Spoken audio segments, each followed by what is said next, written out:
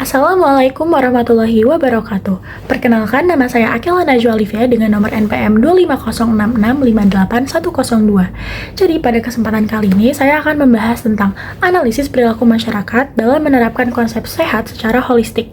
Nah, mengapa saya mengambil topik ini? Karena di lingkungan sekitar saya banyak sekali orang yang menganggap bahwa sehat itu hanya seperti jika kita terhindar dari sebuah penyakit. Padahal menurut konsep sehat yang secara sebenarnya, sehat itu mencakup kesejahteraan fisik, mental, dan juga sosial. Jadi tidak hanya atau tidak melulu tentang jika kita terbebas dari suatu penyakit. Nah, berdasarkan observasi yang saya lakukan di lingkungan sekitar saya melihat banyak orang yang sudah mulai peduli dengan kesehatan dirinya, seperti ia melakukan olahraga di pagi hari seperti bersepeda, jalan santai, senam, atau mungkin badminton, dan olahraga kecil lainnya. Tapi, banyak juga masyarakat yang masih menganggap dirinya sehat, walau pola hidupnya itu sebenarnya kurang sehat, seperti mereka itu masih sering begadang, lalu konsumsi makanan cepat saji, dan juga jarang berolahraga. Nah, hal ini menunjukkan bahwa sebagian masyarakat itu masih menganggap bahwa atau masih memaknai sehat itu sebagai jika kita terlepas dari suatu penyakit. Padahal sebenarnya konsep sehat itu tuh luas, tidak hanya tentang terbebas dari suatu penyakit saja, melainkan ada juga aspek mental dan juga sosialnya. Nah, namun masih banyak masyarakat yang menyepelekan hal tersebut. Nah, berdasarkan materi konsep sehat sakit yang telah kita pelajari di kelas sebelumnya, konsep sehat itu sebenarnya tidak hanya bermakna sebagai kondisi saat kita terbebas dari suatu penyakit, tetapi juga merupakan keadaan sejahtera secara menyeluruh yang meliputi aspek fisik, mental, dan juga sosial, di mana hal ini juga dijelaskan oleh WHO. Nah, paradigma sehat itu menekankan pentingnya upaya promotif dan juga preventif. Apa sih upaya promotif dan preventif ini? Jadi, upaya promotif dan preventif ini tuh menekankan agar masyarakat itu menjaga kondisinya tetap sehat, bukan hanya berfokus bagaimana penyembuhan setelah kita terkena penyakit. Jadi, sebenarnya kalau kita lihat dari konteks masyarakat saat ini, masih banyak masyarakat yang berorientasi pada paradigma sakit, di mana mereka itu baru mencari pengobatan setelah munculnya gejala sakit, bukannya mencegah terjadinya penyakit sejak dini.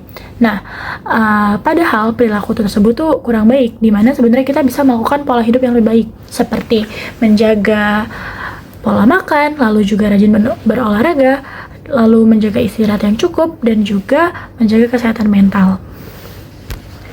Menurut model rentang sehat sakit dari Betty Newman, kondisi kesehatan seseorang itu tuh terdapat dalam suatu rentang yang terus berubah, di mana ada kondisi dari yang paling optimal hingga kondisi mati.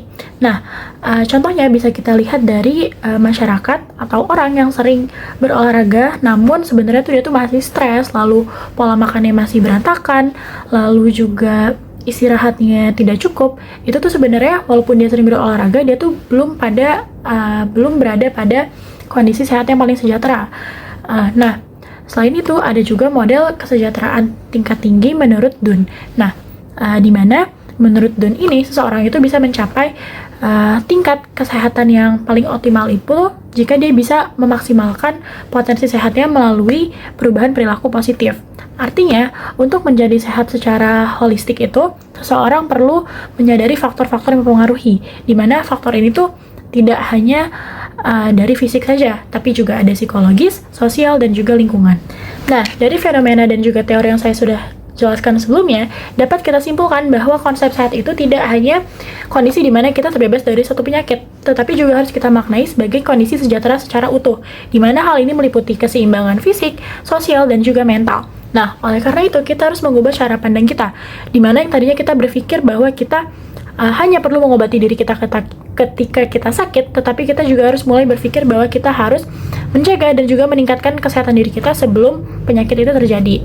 Nah, dengan demikian kita dapat menciptakan kondisi sehat sejahtera yang secara utuh, atau bisa disebut sebagai sehat secara holistik.